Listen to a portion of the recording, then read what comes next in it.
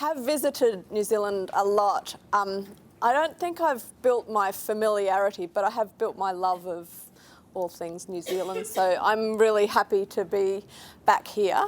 So I'm from the Australian Centre for Social Innovation, and we've been working over the last 7 years or so trying to understand how human-centred design can improve outcomes in communities and in organisations, and increasingly how we can start to shift systems. I have to say we don't only use human-centred design, and especially when we get to the systems part of the work, it's become really obvious that there are significant limitations of just using singular lenses to have a look at really complex issues. So I'm responsible for the work that we're doing in shifting systems, which is always a little bit scary because some of the systems, we don't take the easy road. So we're working in systems like child protection, we're working in systems like ageing populations and increasing baby boomer homelessness, and we're working in spaces like disadvantaged, place-based disadvantage. So they're quite diverse systems, and what I guess I'd like to just explore today, and I'm not coming with answers either, this is very exploratory, is that we're exploring in terms of how can we keep ourselves accountable for the work that we're doing in shifting systems in a context where evaluation is actually lots talked about, very little done in terms of understanding social change. So this is my little made-up graph of what I've seen travelling around Australia around who's doing evaluation of social change. Most of it is programmatic and organisational, and it's still very poorly adopted and resourced. So there's actually the smallest part here is social sector organisations who are truly doing outcomes-based evaluation across programs.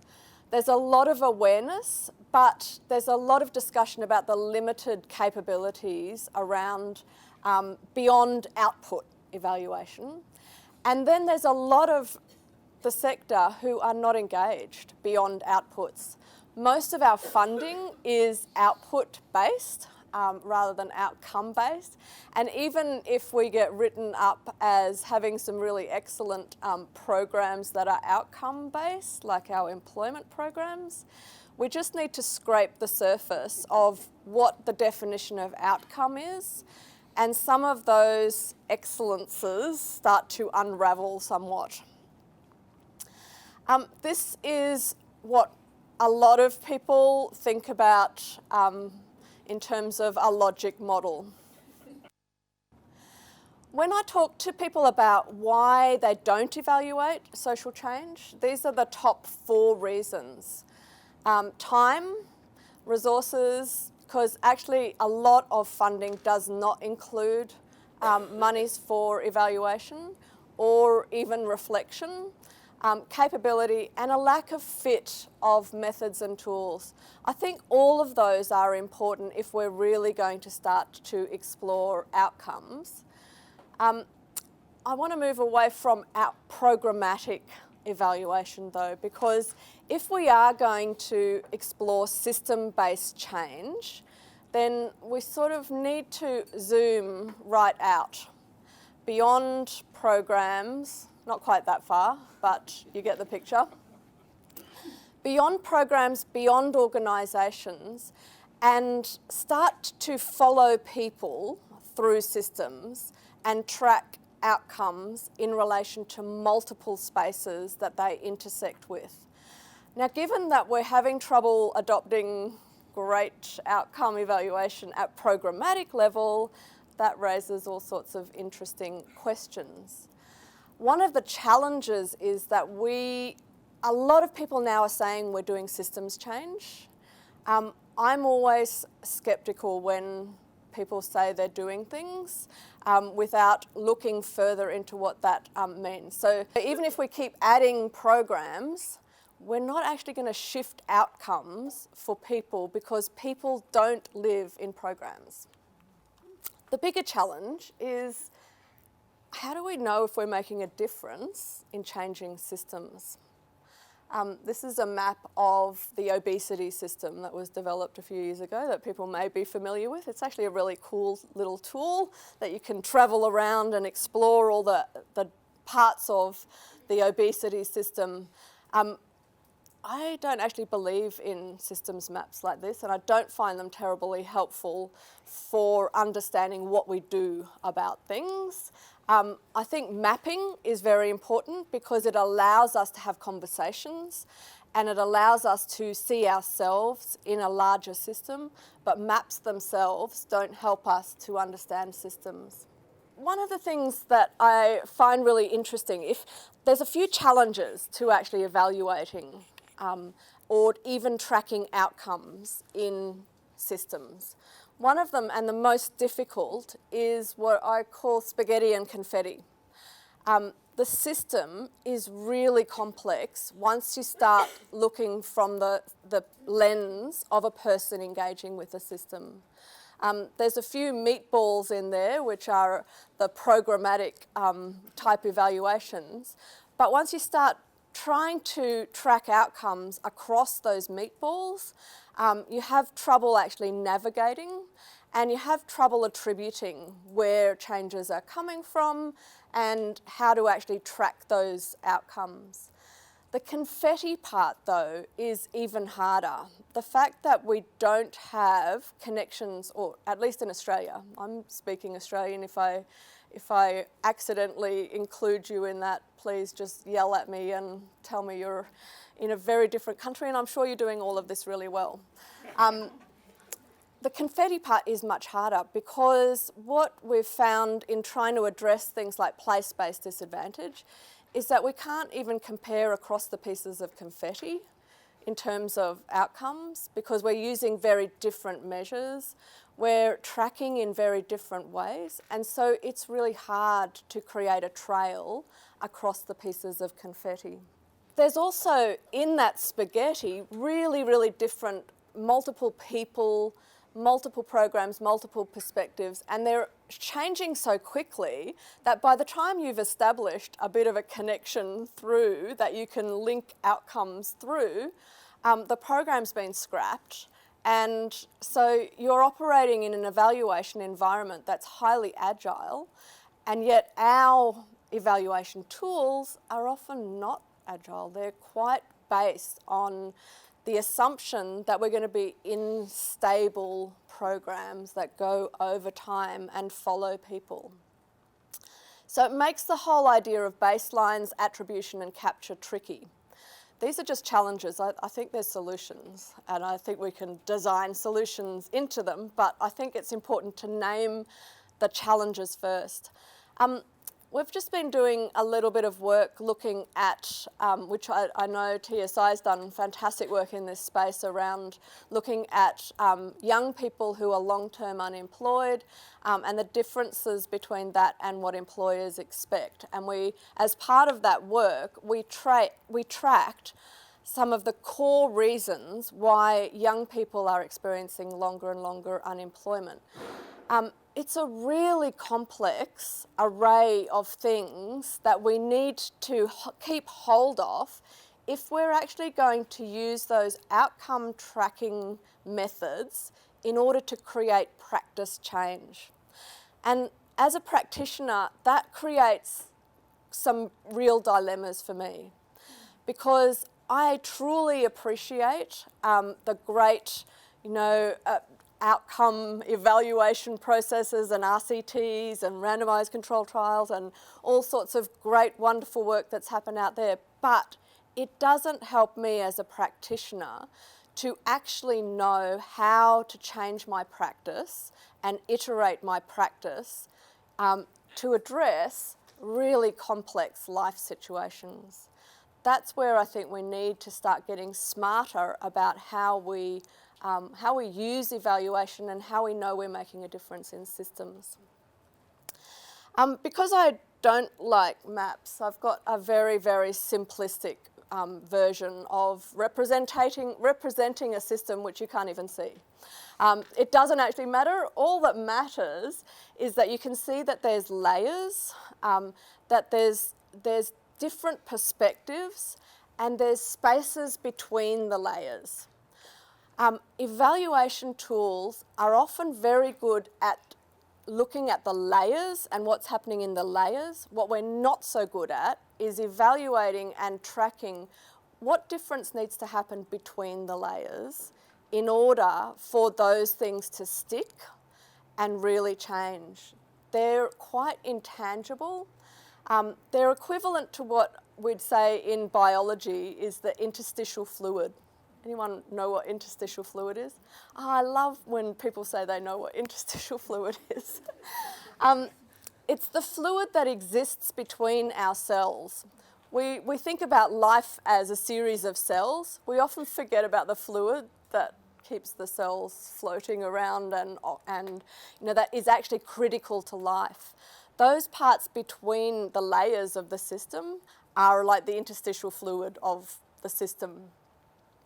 And to me, that they are where things get really tricky in terms of evaluation. It's not that we can't evaluate them, we just need to be really, we need to approach evaluation really differently. So there are things like mindset shifts. So the computer says no. How do we shift that mindset and how do we track the outcomes that are associated with that?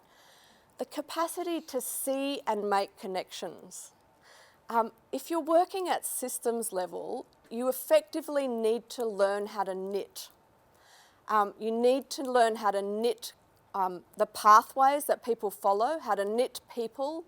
How do you evaluate the capacity to knit? Because it is actually a real skill. So I look at the entrepreneurs who I can see are making real tangible differences in some of our systems. They are expert knitters. Can I even unpack and frame what the elements of that knitting are? It's really tricky. And then to evaluate that is where it becomes interesting and lively.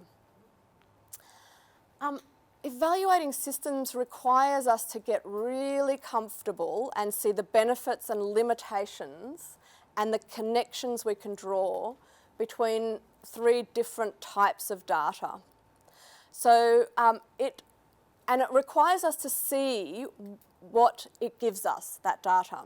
So things like analytics, predictive analytics, they give us know about data. You know, the talk we heard from Rima, that's fantastic, interesting data that helps us to see things really differently, but it's know about data. To know what we need to do in order to change that data, we need outcomes-related data. But to know how to do that on the ground, in practice, we need know-how data. And that doesn't get captured in either of the other two. It's based in reflective practice and learning. So if we're going to dissociate learning from monitoring and evaluation, we end up having bits and pieces of the other two, but not the know-how data to know how to change our practice and make a difference. We also need to know how to connect up unlikely data. So some of the work that we've done in place-based disadvantage, we've had to connect up data that doesn't usually get connected. So this is three of the most disadvantaged places in Australia around Geelong, which is old manufacturing where the Ford factories and a lot of the car industry belonged. We were looking at what could we do to really shift disadvantage in those three most disadvantaged areas. We had to link data that was not naturally linking. It was oil and water. But when we did that, we discovered all sorts of assets that we could actually draw on. So this is a very simple version. We started linking business data with economic and social data. Business data told us where the enterprises were, because you go into that particular community, Corio, Norlane, all the shops are for lease. It looks like it's economically dead. But you start looking at where the enterprises are, and you see an amazing array of entrepreneurs. Almost a quarter of whom are significant entrepreneurs because they're GST registered, and you don't register for GST unless you're earning $75,000 or more. So that gave us an in to start thinking about how we could draw on the entrepreneurial assets inside those communities and what we could do to approach that side of the community rather than just think about it through a welfare lens. So some practice, what to do. A lot of what I see happening around systems evaluation is the same thing that happens in relation to systems innovation. And that is, we're looking for silver bullets. We're looking for that one answer that will magically ripple out across the whole system and magically create outcomes for everybody in that system. I'm sorry if I sound cynical. I have just spent a lot of time writing applications for tenders, responding to tenders that are looking for this and arguing why this is not a good idea. What we actually need to think about in terms of systems innovation and think about in terms of systems evaluation is much more like this. So small prototypes across the system at critical points that the evidence shows us will leverage change. And we need to track the ripples across the system and where they intersect with each other. That requires a level of outcome and evaluation sophistication that I don't claim to have, but I'm highly interested in how do we actually do that, because unless we can do that, I don't believe that we can actually claim to be changing systems. So the last little bit is about trying to understand different kinds of evidence. And this is where I'll link systems change, systems innovation, systems thinking with the design thinking and with evaluation, because I think they have to work together. Prototyping is actually an evaluative tool because it's helping us to learn what works really quickly. And we do a lot of learning if we're doing prototyping correctly. Pilots help us do one loop of learning, hopefully when we've got some prototypes under our belt so that we're not creating pilots that will never take off. And then randomized control trials do give us a double loop, but they take a lot more time and they're a lot more resource intensive. If we can get to the point where we can recognize the value of not just evidence-based practice, which is what randomized trials give us, but practice-based evidence alongside that, which comes from much more of the design side of things, then I think we're starting to cook with gas in terms of having the capacity to think about systems change. The other thing that I think is really important, and thank you to those people who had ignored me and came to my little bus stop workshop, even though it meant that I missed out on all that goodness in the room, is to really be honest about what level of fidelity we need in our outcomes data and from whose perspective we're looking at outcomes. And to think much more across that around how we create outcomes that really work for people, not outcomes that just work to maintain our organisations and get the next round of funding or to make the funder feel better. And yes, again, I apologise for my cynicism. I'm not actually cynical, but I just feel like we need to name some assumptions in order to be able to address them. I'm not going to shy away and walk away from addressing them, but I think sometimes we don't necessarily name the assumptions. What we're trying to do in Taxi and with our partners, and that we're trying to encourage everyone we come across to do, is to start, instead of having set minds about particular evaluation methods, to actually develop a mindset of evaluation. So for almost everything we do, and some of my co-workers are markedly sick of me doing this, we ask people to do a rapid theory of change. So, okay, what's the problem you're trying to address? What's your logical flow between how you get from the problem to the end goal? So we do rapid iterative theories of change. We do it for prototypes. We can do it in 5 minutes. It's not something I'm going to use as a technical theory of change to go out and evaluate the program. I just want us to think about why we're doing certain things, because one of the things I've learned about design thinking and designers is that we fall in love with our ideas and we forget that we only have ideas in relation to social innovation to create an outcome. So this is a measure to counter that. We also do peer review across sites, which helps us if we're doing a systems, we're doing some systems innovation, to really be critical of what we're doing across sites and to connect up. We do moments and stories of impact, which I heard great examples of today, based on most significant change.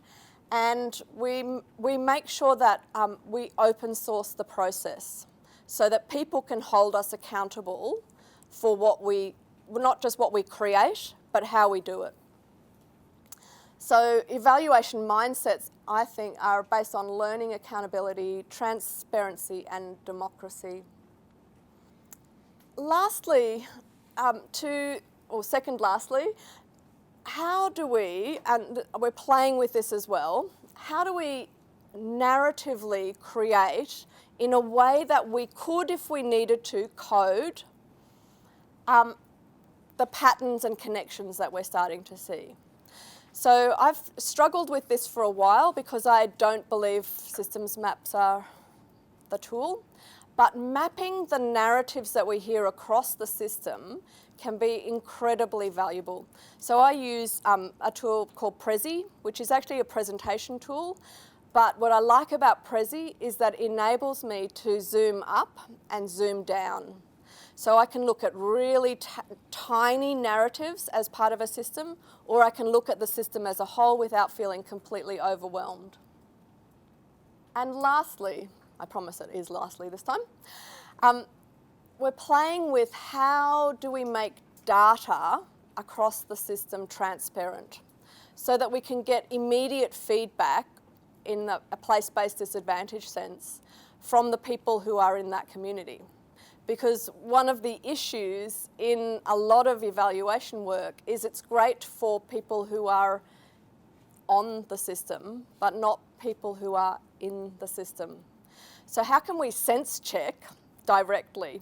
So in some of the disadvantaged communities, what we're playing with is dashboards that are open to the public, and that have open feedback and comment sections, so that if I put on here, the jobless rate is decreasing, someone in Colac can say, where are you getting that feedback from? It's not getting better for me, and we can have a direct engagement and a transparency to hold ourselves accountable. So with all of that, I'm not suggesting any of those things are answers, but what I am suggesting is that could we have a conversation that really takes us into what can we do at a systems level to keep ourselves accountable, to maintain transparency, and most of all, to make sure that we're creating outcomes for the people that we're working with and not continue the system and feeding the system. Thank you.